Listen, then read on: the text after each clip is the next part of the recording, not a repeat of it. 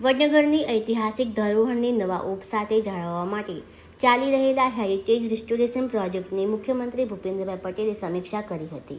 રાજ્ય સરકારની સ્વર્ણિમ જયંતિ મુખ્યમંત્રી શહેરી વિકાસ યોજના હેઠળ વડનગરના હેરિટેજ વિસ્તારોમાં પ્રાચીન ઇમારતો અને શેરીઓનું વૈજ્ઞાનિક પદ્ધતિથી પુનઃસ્થાપન કરવામાં આવી રહ્યું છે.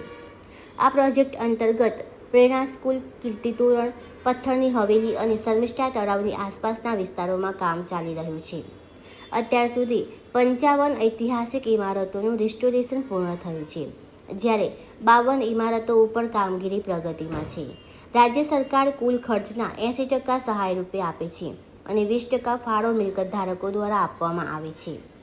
મુખ્યમંત્રીએ કામગીરીની પ્રગતિ અંગે સંતોષ વ્યક્ત કરતા જણાવ્યું કે સ્થાનિક કસ્બીઓ અને પરંપરાગત બાંધકામ શૈલીના ઉપયોગથી વડનગરની ઐતિહાસિક ઓળખ જાળવી રાખવામાં આવી રહી છે.